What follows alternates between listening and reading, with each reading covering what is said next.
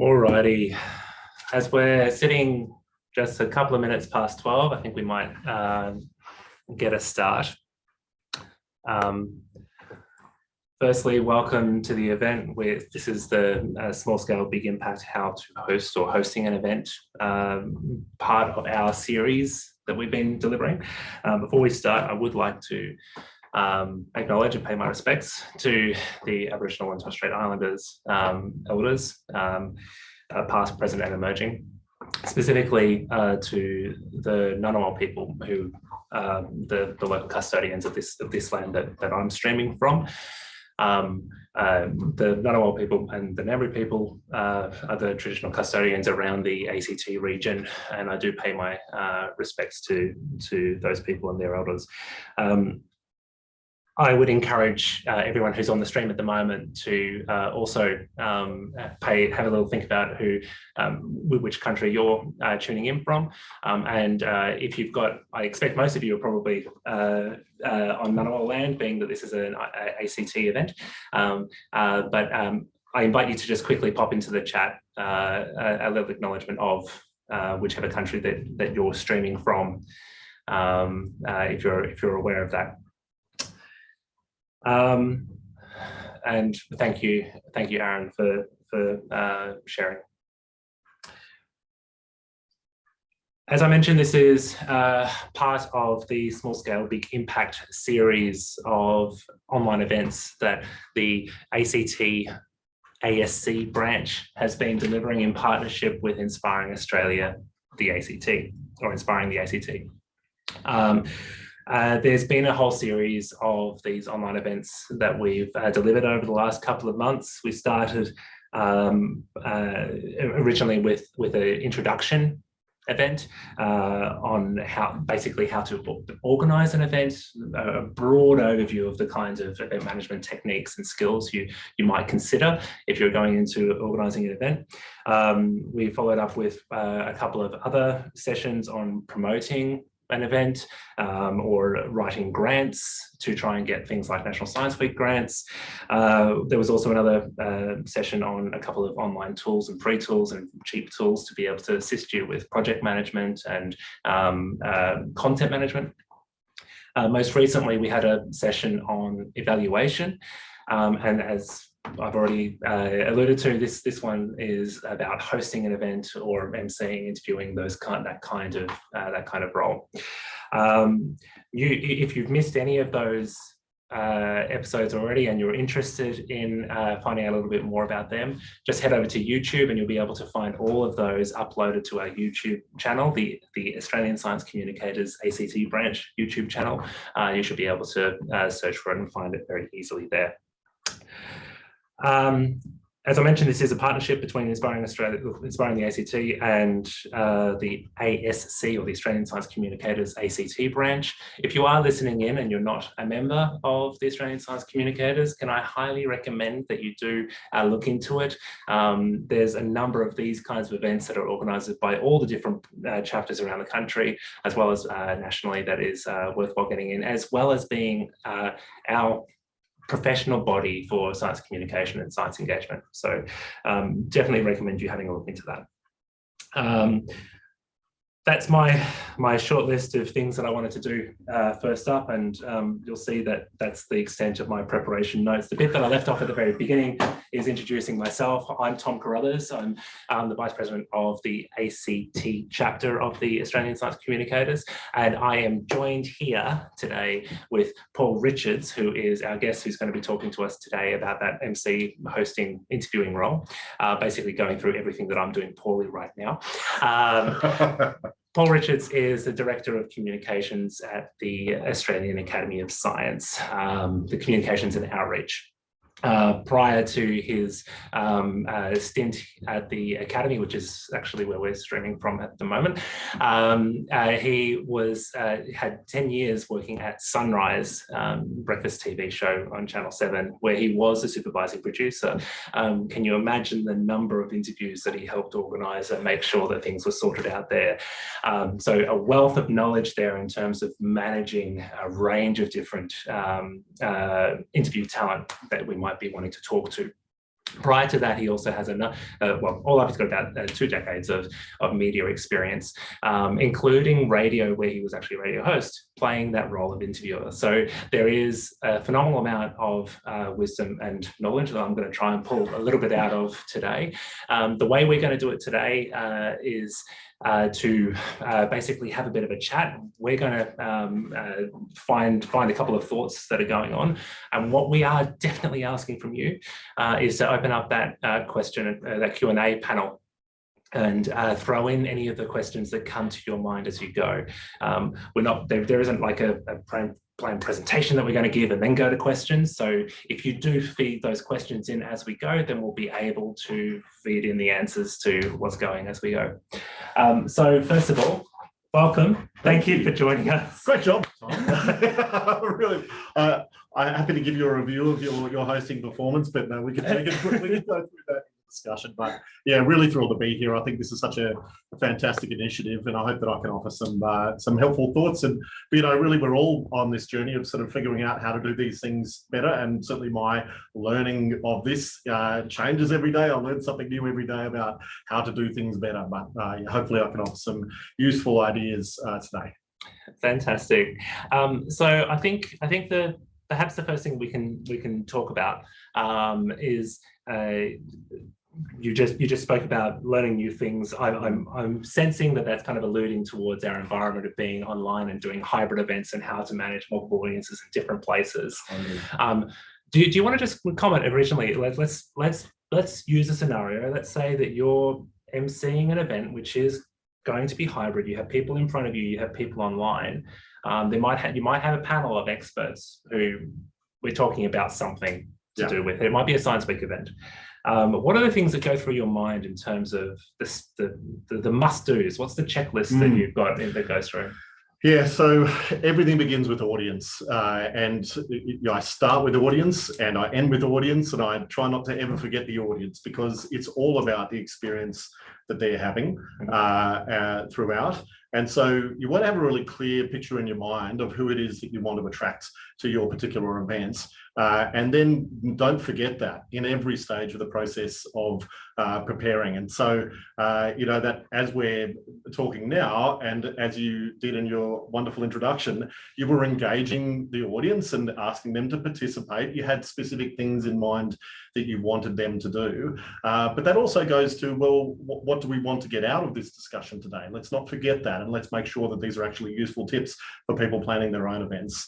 So it starts with audience, and that needs to be the driving factor for everything that you think about in planning and managing an event and the hosting aspects of it. Are there particular challenges involved with having, like, if I was in a pub doing an event and there's literally your audience is in front of you, you're constantly reminded that they're there. What are the things that you have to think about when you've got potentially hybrid, and you might have people online as well? Yeah, and I think the reality is, I have always found it useful to picture a particular audience or even a person in mind who is your primary audience. Of course, there are going to be many others involved. In Sunrise, we went through a process of naming our audience member. Her name was Irene. She was a mother with 2 kids in Western Sydney. There was more detail to it than that, but every story that we chose for that program, we had Irene in mind, and that drove all the decisions we made in the person that we would book to be on the show to talk to a specific topic. Would Irene connect with that person? I think even though you can be aware of a much wider audience tuning in online, to keep that particular audience member pictured in your mind and never forget them is a really useful technique. And it also means that you won't just resort to presenting to a computer sitting in front of you. You will actually be thinking of speaking to that person as if they're sitting just across the room from you. And so, yeah, humanizing and visualizing your audience, I think, is really useful. It's a topic that we did actually touch on in that first organising event, actually, and Irene, as an example, came out. The concept of a persona, being able to help define who that audience is, and of course, the difficulty though is when you do have multiple audiences.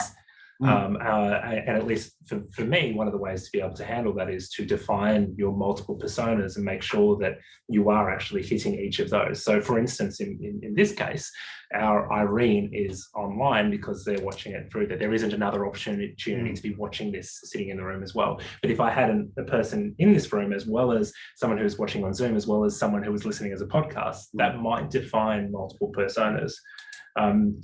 Maybe you think about a dinner party then. And that you're sitting at a table and there's a few different people there. There's your uncle, there's Irene, and there's your best friend, Bob. I don't know. And that way, that might be a helpful visual image so that you're making sure what you're saying is relevant to each of them and interesting to each of them. But then you'll zoom in on certain aspects that'll be, of huge interest to Bob, and then swing back to Irene. So yeah, that could be another way to tackle it. But I think the more that you humanize and never forget that audience, I think that's one of my big key takeaways is, and what the experience is of your event for them. What do you want them to, put yourself in their shoes? And I think that's another really important thing.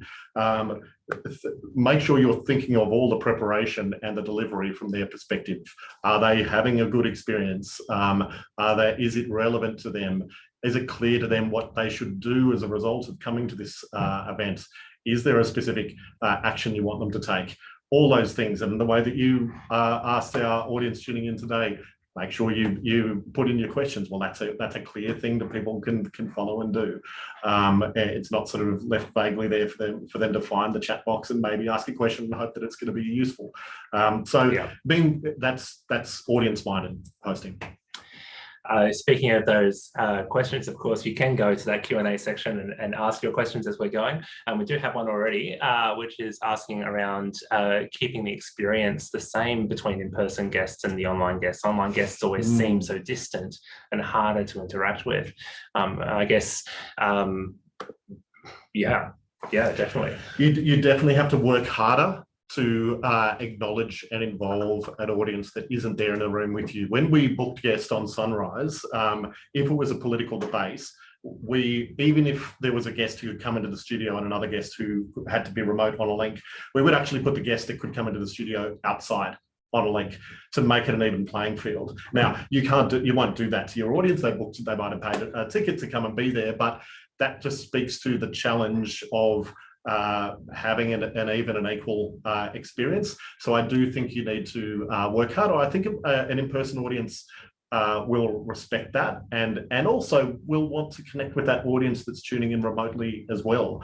So any opportunities that you can provide for that to happen, and that can, it's really, again, comes back to remembering where your audience is, what their experience is, and how you want them to play a part. If you can acknowledge in a question that's sent in from the audience and say, now we've got one tuning in from online, as opposed to someone who's asking a question there physically, the more you can try to bring that audience together and give them an equal opportunity to participate and be acknowledged, the better.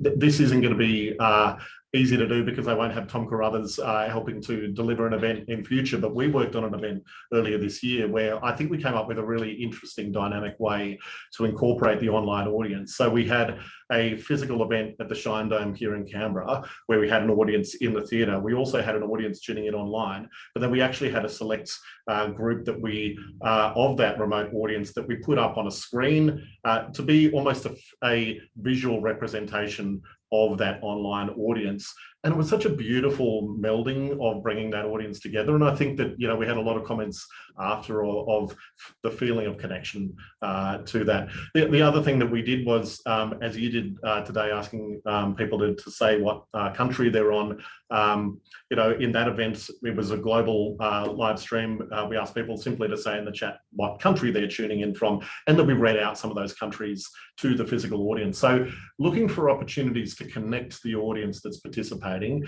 make them all feel involved, acknowledged, and active participants is, I think, the key to that. Yeah, I think, I think also the online audience, yes, they feel distant, they feel harder to interact with, and it's much easier for them to leave It's like it's harder for someone who's in a pub who's already got a half a pint left in front of them. They're not going to step up and leave your event because they're bored. It's so much easier for someone to swipe past. They've committed to being there in the first place. Right. So you're entirely correct that it is harder to interact with them. However, it kind of just says that you need to work harder to keep them. And I really like that example of pulling in, giving the online audience a presence in your in-person event if you are doing hybrid. I think is cool. One other tip, sorry, just that is related to that. Try not to reference, and this is sort of a basic thing that was taught to me very early in broadcasting. Never talk to your audience as if all of you out there, because that depersonalizes it. You're talking to you. Every single individual is the person you're actually talking to, and so try not to give a sense that there's just this distant crowd of spread out people. Yes, you might sort of say thanks to all the hundreds or thousands that are tuning in today, but always direct your questions to you rather than everyone online, for instance, because it just reinforces that this is you're valued, you're participating, and this is a message for you, an experience we want you to have. How does it feel to be one of 1 million people watching this live stream right now? I can see the value. So Matthew's actually sent in a question asking specifically around how to deal with nervous speakers on a panel. And I guess you could expand that to dealing with any kind of nerves from a performer perspective. Do you have any tips and tricks on how to deal with that? Yeah, preparation is the key. I know it's such a basic response, but there is more to it. I think it's good to get to the bottom of what might be leading to that nervousness, but also give them as much reassurance and support as you possibly can. Help them to be really clear about exactly what's going to take place, where they might be in the program, what their role is, how long they might be involved in speaking, how you can support to make sure that they get the best, give the best performance or delivery in whatever they're doing. So we had a particular process when I was at Sunrise and we were booking guests. So I might just sort of describe that, because I think that often sometimes we would be booking not an expert, but someone who had an experience to do with a news story, and we had to try to convince them to get up at the break of dawn and appear on national television to tell their story. So we actually have a lot of experience of reassuring and dealing with guests to make sure that they're comfortable and willing to do that, and then turn up and do it. So I was just going to say, so that process, is it almost like a checklist step by step, or are they just? It probably is. It became very organic, so I'll try and talk through it. I mean, the first thing really is to be really clear about, obviously in that instance, it's an interview on Sunrise, but we would, rather than focusing on you're going to be talking to hundreds of millions of people, you'll be talking to Koshi, you'll be talking to Mel or to Sam. And so, okay, right away, you bring it back to it's a conversation with an individual. Don't worry about anything else. That's who you're talking to. Then, really wanting to hear from them first and draw out. And I think in having people express in their own words to you what it is they have to say about the thing that they're there to speak on, it actually weirdly becomes a way of reassuring them that they've got something to say, that they've got value to offer. So before getting too deep into, this event's going to have hundreds of people and the premier is going to be in the room or whatever it might be, actually hearing from them first what it is they have to say, asking them questions around it, drawing that out. And once you've got through that, that's actually more than half the work, because they've already put it in their own words. Because I would, 9 times out of 10, when I spoke to a guest, hear that and said, well, that's exactly what I want you to talk about. That's perfect. And these are the things that I liked about what you said. I'd love you to cover that in your talk. And so it's reaffirming the value that they have and why you want them to appear on the show or in your event. So that was the first step. I'd be taking notes all the way through that conversation, which would usually be on the phone. In terms of my own preparation, I was acting in a producer role, but it's no different for a host. We always prepared briefing notes for Koshi and Sam or Mel back in the day. So those briefing notes would be half a page of notes. There'd be an article, with other background information relating to the topic, and then you'd be preparing your questions on top of that. I would then call the guest back and walk them through the sorts of questions that will be asked during the interview. So it's actually the multiple stages of engaging, and you've heard from them, you've thought about it, you've gone back to them and said to them that this is what I heard and this is what I have in mind. So that might be different if someone's giving a presentation. You're not necessarily going to be as hand-holdy, but I think it's giving them the opportunity to express it, air their concerns or questions, and then working out ways to reassure them or support them. So in the Sunrise context, that could be, a range of things that might be making them uncomfortable. How can you make them comfortable so that they can perform at their best? So if I get it right, you've kind of found who you want to talk to, and you get in touch with them. You kind of have that kind of pre-interview, we call it, briefing chat, pre-interview. Then you do a second touch point to be able to just make sure to play that confirmation role. We'll see you in 3 hours or tomorrow or whatever it might be, and address any of those concerns that may have raised in that first one. Then you would actually have your event where you've got them on beforehand or whatever it might be to be able to do that. So you are really you've got at least 3 touch points for each segment, basically. And the second touch point's really useful to be able to come back to them with solutions of things that they might have raised in the first place. So if they say to you, I'm nervous about speaking for 20 minutes, can I talk for 10? Or I, how will I manage my slides, or whatever it might be. To then, if you can't answer on the spot, say, let me have a think about that and come back to you. And then when you're touching base with them a second time, it's then saying, now this is what I'll come up with to make sure it's going to be fantastic. And then you're giving them some solutions. It makes me as a guest feel really valued, because you've actually gone and addressed my concerns. And that's why I feel now safe to be a better interviewee with the interviewer who's taking care of me. Yeah. Okay, I like that. I hope that kind of answers the question. Let's move to a slightly different question, which is going more down the path of, let's say that guest becomes a little bit too comfortable and perhaps goes down a path that you're not so keen to go down. You may want to have gone down a particular direction or whatever. Let's assume that you've done your pre-briefing, you've articulated there what the purpose of the event is, or those kinds of things. Do you have any tips for how to handle someone who's all of a sudden you find out that they're turning this into a racist rant, or making something political when you're supposed to be, or you need to stay apolitical in your event, or whatever it might be, or even just simply going off topic? Yeah. So that's so the preparation is the first step to prevent that as much as possible, obviously. And actually the other thing that we would often do in that second phone call is I would actually, when running them through the questions, then write out as much as I could what their answers are, and help shape that in the moment. Now that's for an interview. Sorry, so in that second phone call, you're actually asking them the questions that you're planning to ask them in the actual. But in saying that, always a really key thing is to say, now, Koshi and Sam will go off scripts. These might not necessarily be the exact questions, and be prepared that there could be others, but these are where I would always couch it in a way of saying, these are the sorts of questions we want to ask. Right, okay.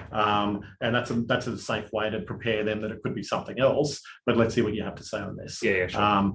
And it gives them at least a bit, and so I would always say, look, please don't over-prepare your answers, but then in my notes to the host, to Koshi or Sam, on what their answers are, if there were key things to draw out of them and answer, like reasons why I'm asking this question, that's when we leave those notes and say, they're going to say this, they're going to talk about that experience. Make sure you get to this point. So yeah, I think that preparation is really key. And that's really important in the other thing that you were saying, if there's a speaker who's going a bit off track and off topic, if you've thought in advance the things you want to get out of them in the discussion, and you may be very happy to be other things they haven't mentioned to you before, that they've suddenly a direction they want to head, then great. But if it's going too long-winded on you need to bring them back on track, like you might want to chime in on me now, you need to just be prepared to do that, but know where you're headed next. Often a really good way to do that is to acknowledge what they've just said, but then steer the direction of where you want to take it. So if you can repeat back as long as it's not something racist or whatever that they've suddenly started saying. But if you can repeat back to them, I really like what you had to say on that. Where I'd like to take the conversation next is here, just have a phrase that you can use to bring things back on track. And if you've done the preparation to know where you want to head in the session and the things you want to draw out, you can be watching the time and know, actually, we need another 10 minutes to cover these other things. So this is the point where I need to jump in and just, let's park that for now. Thanks, it's really interesting. Now I want to discuss this.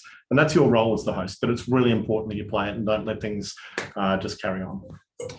I was going to try and do that, but you'll see that my preparation was I didn't know where to go next. I just wanted to add that, at least for me personally, one of the ways that I've been learning in this space is to be thinking about that kind of problem and then watching good interviewers deal with that. Listen to your radio program. Listen to watch TV talk shows or Q&A, the drum project, whatever it might be, and see when they are talking to a guest, see a couple of those points, especially if the guest is live. I mean, there is quite a lot of pre-production that happens on TV. So you may not see it in some of those programs that have got a lot more of that pre-produced side of it, but definitely there's a lot of live radio and there is quite a lot of live TV, so you can actually learn a lot by just watching. And not that I think the breakfast television is the most fantastic format, but one of the arts of that and the things that I enjoyed working in that space was the challenge of having a segment that was 3 minutes long. How can I get value out of something that is so short? It's going to go past in the blink of an eye.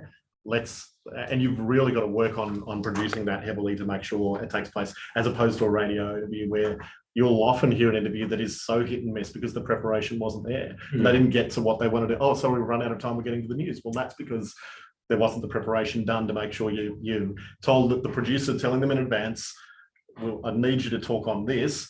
Host, make sure you ask this question first. Boom, done, and you've got the result. Definitely, yeah.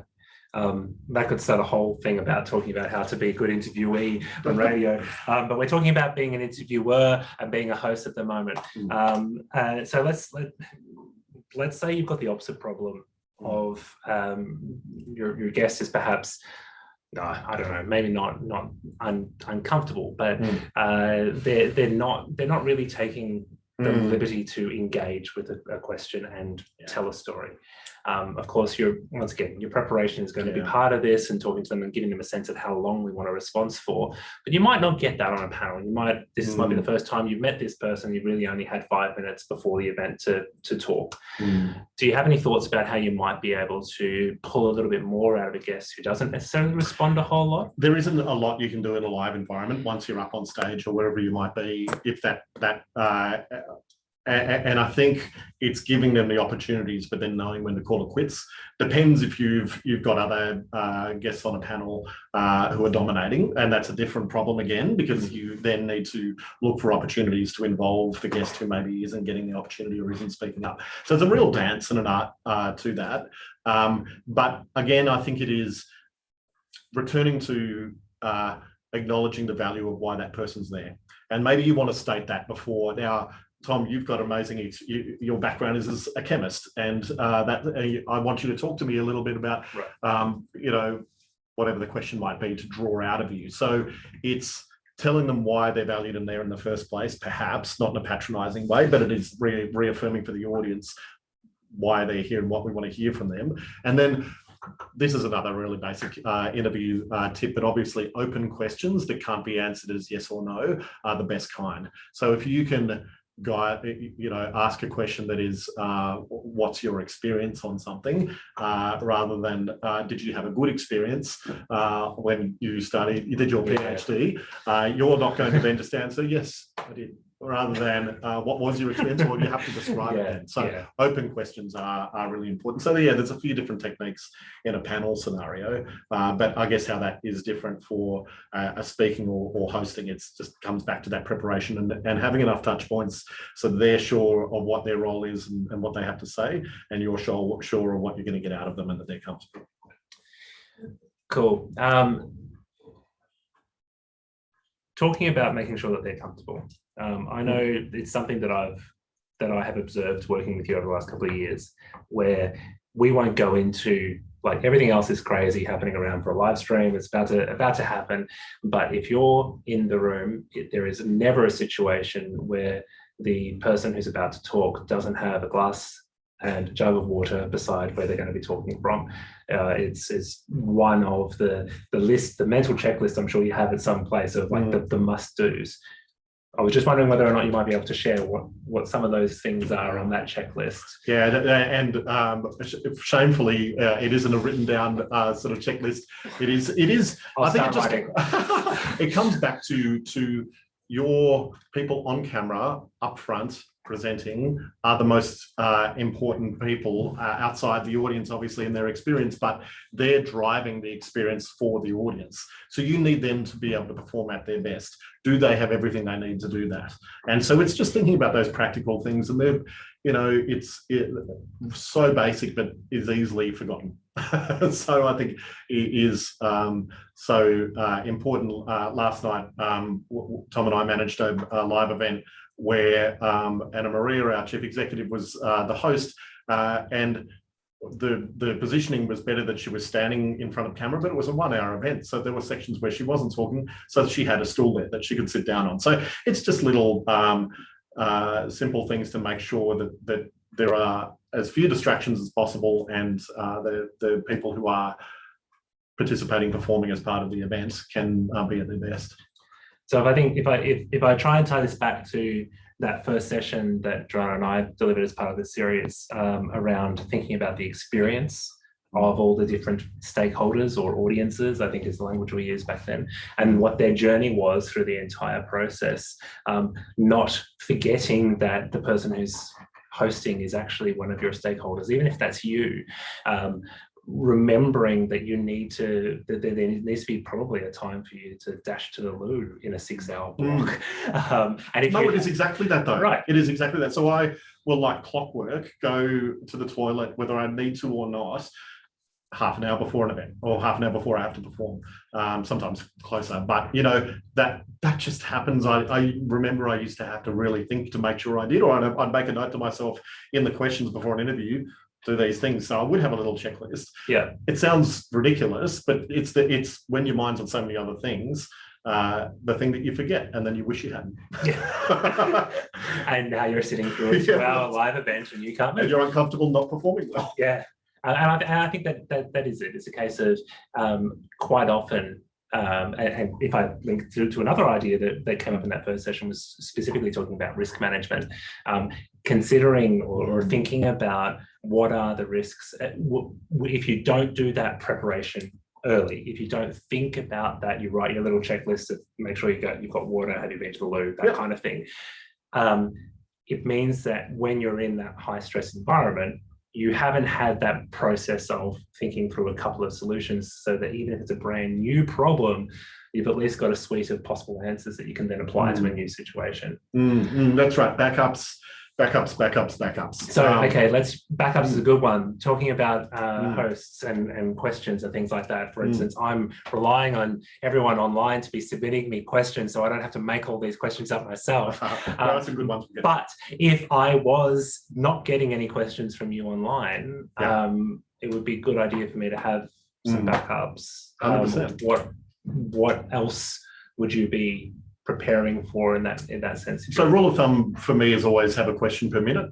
Sometimes you'll have much longer answers, sometimes you'll have shorter. That's just, if you need a rule of thumb, that's the one that has stood me in good stead for many years. And yeah, I think it's knowing, again, comes back to that preparation of think in advance of all the ways that something might go off the rails or might go wrong or might fail. If there's a video clip that you want to play in the middle of a presentation, what if it doesn't fire? Are you prepared to describe it? Is there a way to tell people that they can go and watch it later? What are you going to do in that case? So trying to and actually the best way to do it is to look through your run sheet for the events of all the different things that are going to happen, the experience you wanted your audience to have, and where that might not occur and how you can provide that some other way. But yeah, so, for the session that we had last night, where there was 20 minutes allowed for Q&A, but with some questions from the audience, the ideal would have been to have 20 questions there. Now, you might not get to half of them, but then also being prepared to how you're going to reorder them. What are the ones you want to highlight to make sure you do get to? And all of those steps of preparation so you don't have to think on the fly is important. Another one, just talking about the jug of water, how are you going to see the time? What's going to keep you on track? I will in hosting have times that I want to hit different points if that hasn't been marked out for me on a run sheet. So that's super clear. And I'll also make sure that there's a clock that's easily visible, but that's out of the view of the audience. So I've actually got an app on my iPhone that I usually use that turns it on its side into a big flip clock. And it means I don't have to look at my watch all the time. And then, the visual of looking at your watch to see what the time is like, oh, it's getting boring. How long is it going? Right. So overcoming those things. And I was inspired by that actually when we were doing some of the live streaming for Pint of Science, and Joanna was actually hosting those. And so I threw a clock up onto her program feed. So while she was watching, while she was seeing the other person that she was interviewing, there was also a clock that was right beside that, so that she would be able to make sure of that. And you don't have to think as hard to, I've got to look at the clock in the corner of the screen or move that window out the way to be able to see it. No, we've got that sorted. Just make everything less breakable, right? Yeah. Fewer points of failure. So there was a question I wanted to move straight onto in relation to that, and I'm just trying to figure out which one it was. Well, in the meantime, I'm going to tackle them in order. Yeah, well, okay, why don't we? So are there any particular differences that you need to keep in mind between being an MC in person versus being online? And we did touch on a couple of those earlier on, but anything that comes to mind? Yeah, so again, I think with the online audience, how can you keep them engaged and involved? I've made an effort just in this session to look at the camera on Tom's computer more than looking at Tom, because Tom doesn't need me to look at him to acknowledge that we're having a conversation. I'm talking to you who've joined in to hear what we have to say today. So it's making the extra effort to make contacts and engage with that online audience is, I think, the key. You obviously would want to look around to the others in the room if there is a physical audience as well, but it is remembering that audience experience and what experience are they having and what would make them feel more engaged and contacted. So if we were having this conversation and I only talk to you, everyone online would feel, hang on, they're not even talking to us. So it's remembering and making an extra effort and thinking about the experience that they're having and how you can make that better. Yeah, definitely. And I think it goes also, let's say you were in a televised space, you had that live audience, if we were hybrid as well, that live audience who are in the room, they see everything the entire time. The people who are online only see what comes through the camera. So if you're presenting to your audience, and perhaps the majority of them are actually online, or even a minority are, spend a lot of energy to try and constantly talk to those people through the camera, because the people around the camera see the side glance that you give them for 2 microseconds, and you're able to then try and, once again, you need to put more energy in to keep that online audience engaged. How do you encourage people to engage? How do you encourage people if you're doing a Q&A event? You've got your 20 questions already aside for your 20 minutes. That's good. You've got your preparation, but you don't want to really use those. You really want the audience to be submitting questions. Make it as frictionless as possible. There's obviously a number of technical solutions for that, but make it as simple and accessible for everyone as possible. Is it a text message to a certain number? Is it a form? Is it whatever it is? And also as the host, remind and give the audience lots of opportunities to do it. Thank for those who sent in questions. Do that and mark in your scripts at various points where you want to bring that up again. It's such a simple thing, but it reminds people to engage. And you might even want to say, I'd love to hear more questions for panelist Z. tell the audience what you want from them, what you want them to do. Make it easy, and then you'll get the response you want. So thank you for everyone who has been sending in questions. And keep sending them in. Something that we have actually played with a little bit, especially, and this is I think more relevant in our contemporary COVID sign-in space, is to part of that frictionless might even be having a QR code. So if you've got, for instance, an online form that you've made for receiving questions, and let's say you were doing it hybrid, you might throw that QR code up on screen. So if someone is watching at home on their TV, they can use their phone to scan the QR code. But also having a link in the chat, so it means if they're watching on a computer, they can just click on the link to go straight there. But then also you might print off the QR code and actually stick it to the table of where you are at your pub or something like that, which means that, once again, I think just removing the barrier to asking questions. I've become a massive convert to QR codes, as we all have been forced to be, I think, now, as they've had their moment. One big thing for me when a QR code is thrown up on the television or a screen, never put it up for less than 10 seconds. Think about the time it takes you to, where's my phone sitting on the table in front of me? Where's the camera? Okay, now I've got to get it up to the screen and get it to recognize it. It's going to take you 10 seconds at the very least. So don't be afraid to have it up there and hold it up there, or give people other ways to access it. Definitely, yeah. So let's move into talking or communicating within your team, because of course this is you might have had, and I've received that instruction from you of keep the QR code up there longer. Part of that is communication, right? You might be hosting and all of a sudden you realize or recognize that there's a problem that others around you might not. Do you have any thoughts around how to communicate? Are there tricks? Well, I think number one is make sure that's a great question. It's really often overlooked, and don't. It comes back to that backups and having multiple ways to be able to communicate. So we in television, you'd always have a floor manager. So is someone who's on the floor with the hosts, there with them for whatever they need, giving them physical cues, but also communicating with the control room that isn't physically in the room.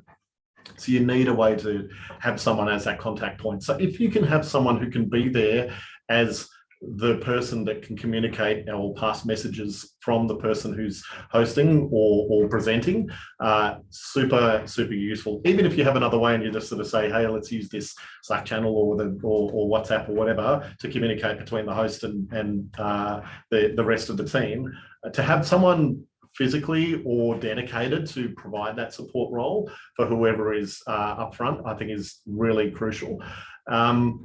Yeah, and there's lots of different ways to do it. So, I mean, we had I think, just referring back, because the experience is fresh to last night, I was physically with Anna Maria, who was hosting the event, and she had an issue with her audio in her ear. Now, she responded by pulling her earplug out. Tom, who was live streaming, was in another room and switching the event, knew that there was an issue, but didn't know what the issue was. Anna Maria was able to say quietly and easily to me in a moment where there was that she was getting an echo. And then I was able to communicate that back to Tom and the team in the other room to solve the issue. So what sorts of things might your host need to be able to say and interact with, and make sure you've got that support and the ways for them to do that. So that could be a way for the host to be able to, if there's a computer nearby or something, to type a message. And that's the way that I've communicated with a team when I'm hosting something. I'm comfortable to do that. But you want to think about is that something that a host is comfortable doing? Give them ways to be able to communicate and have contact. I think it's fantastic now we've got the method to be able to speak into the earpiece of the host when you're the person who's live streaming, because having those channels of communication and ways to be able to provide cues is so crucial and makes things a lot smoother. And look, that's not something you need to have a hugely dedicated system for. Of course, you know, if you're at Sunrise or Channel 7 from a commercial perspective, you're going to have all the best tools to be able to have that communication perfect, and there's someone who's dedicated to making sure that audio works.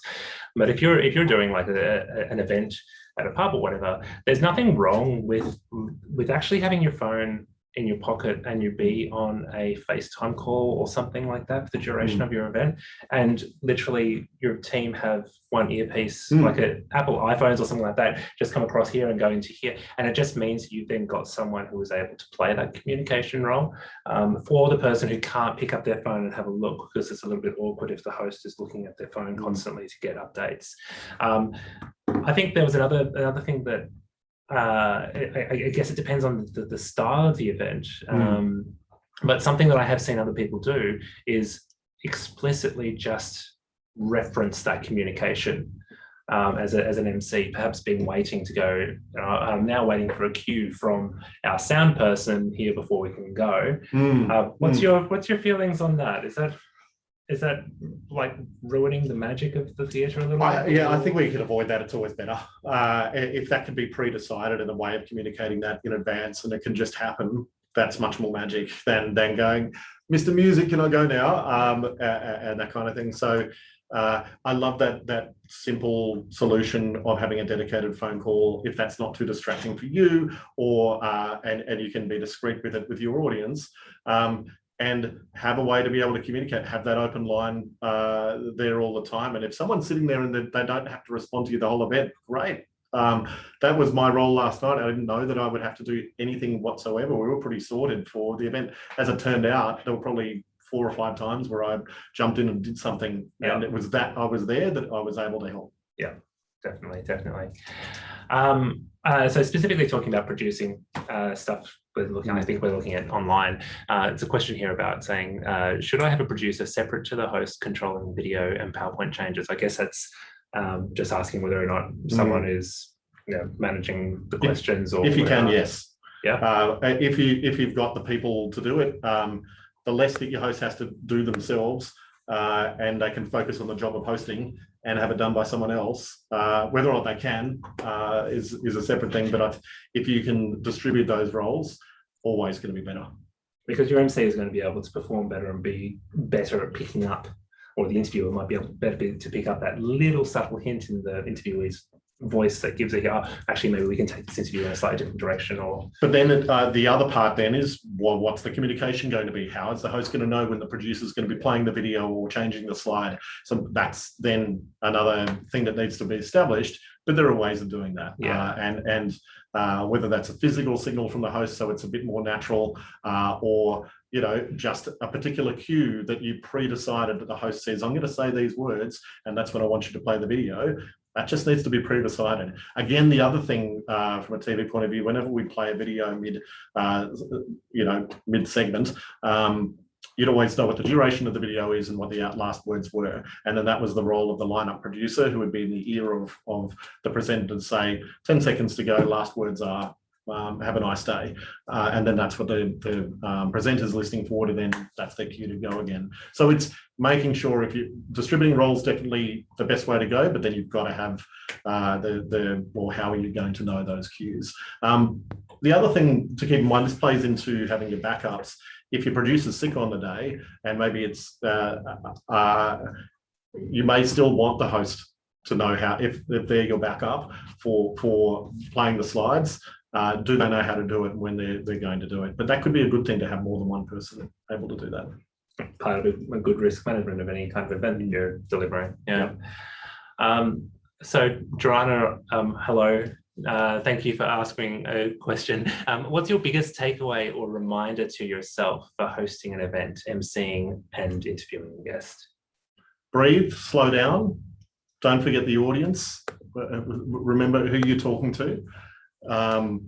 And my number one goal is to make the people participating in an event with me comfortable and the star, and get out of the way if I'm not the star in that case. How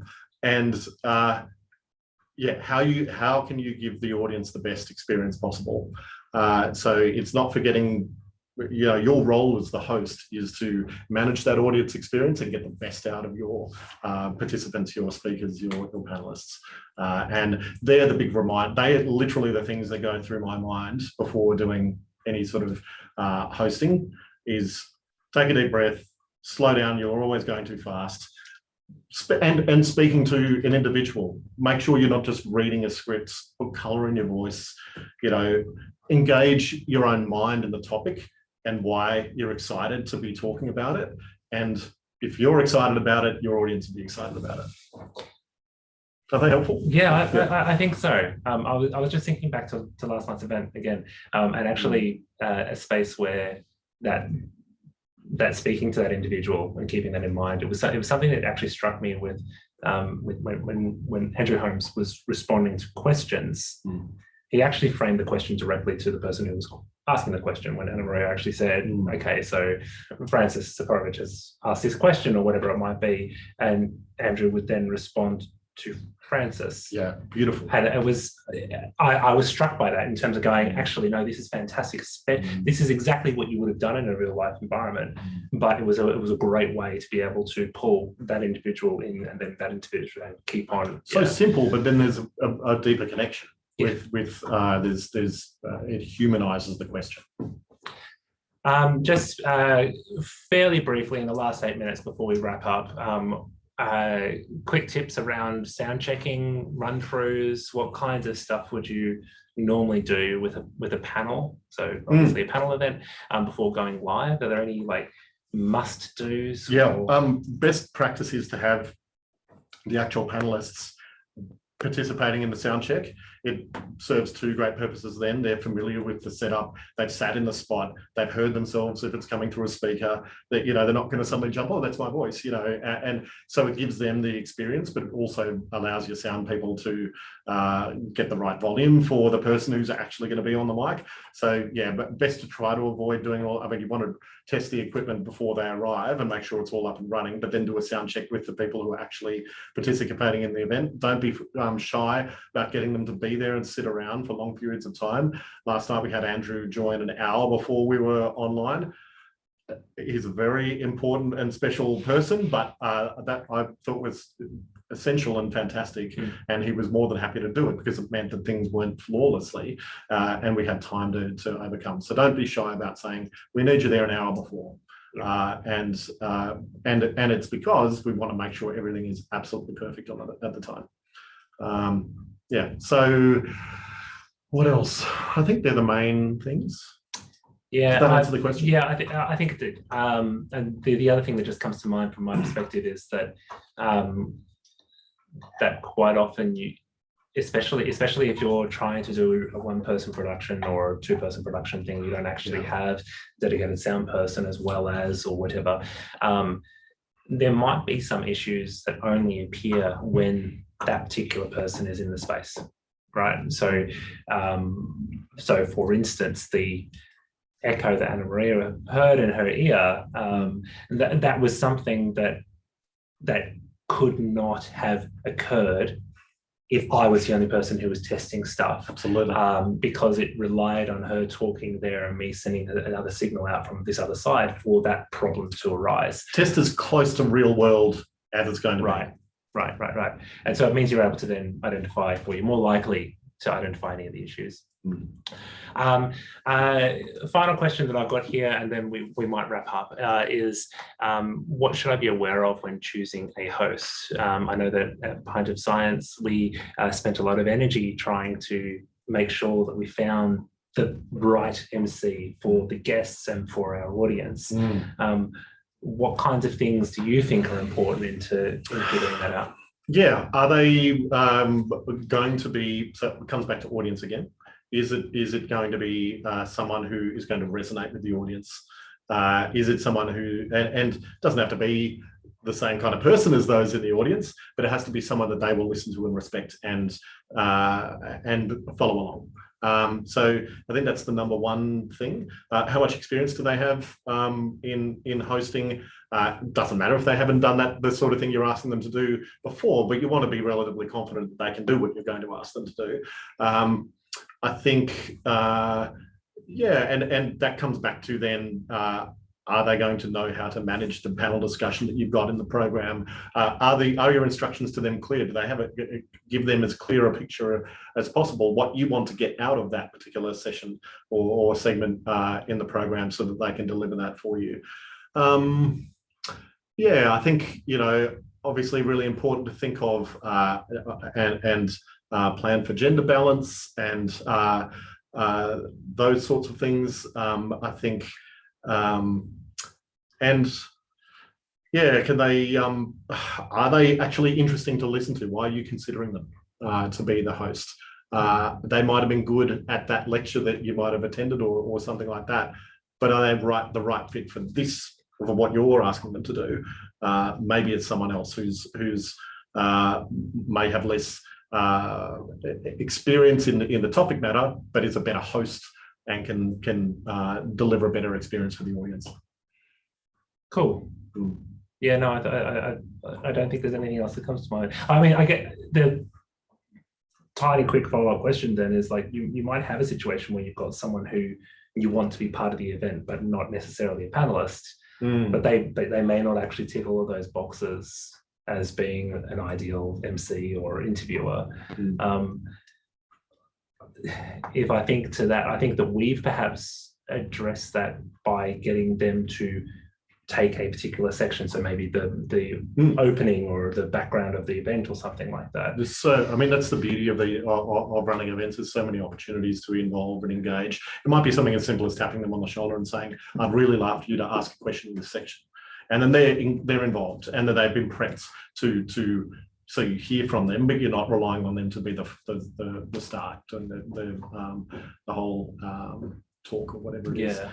So yeah, and I like that, and maybe they, rather than being a speaker, can offer a reflection. I've really liked the trend of having someone you know, who's a subject expert provide a response, summarize for the audience what we've just heard. So there are lots of those sorts of roles you can add in as well. Yeah, and I'm constantly amazed by some of the people we've had at the Academy, their ability to just synthesize the hour of content into this cohesive, wonderful, like, wrap up thing. Something I wish that I was a lot better at. I'll keep practicing. Well, I think that is around about the time, so I will leave it there. I'm going to say a huge thank you again to you, Paul, for joining us, and for everyone who's online. A thank you for tuning in. Just a reminder, if you missed anything or you came on late, you can get this particular live stream. It's being recorded. I'll get it up onto YouTube in the next day or two, probably, on the ACT Australian Science Communicators YouTube page. You should be able to search YouTube for that and find it. On that page also, you'll find all of the previous sessions as part of this Small Scale Big Impact series of events that are all around providing these core skills to event organisers in that event management kind of suite. I think all that's left for me to do at this stage, other than thanking you again, would be to wish everyone a happy Science Week. I understand that a lot of you are going to be working on events in the next couple of weeks. And so happy Science Week, good luck with everything. Reach out to each other, get involved with the Australian Science Communicators, and oh, look, there we go. Joanna's just done what I probably could have done if I had a producer helping out. I mean, she's playing that role. I was going to say, yeah. Check in the chat just there, you'll see that there is a link directly to the playlist on YouTube with those other sessions. So thanks again to everyone, and have a happy Science Week.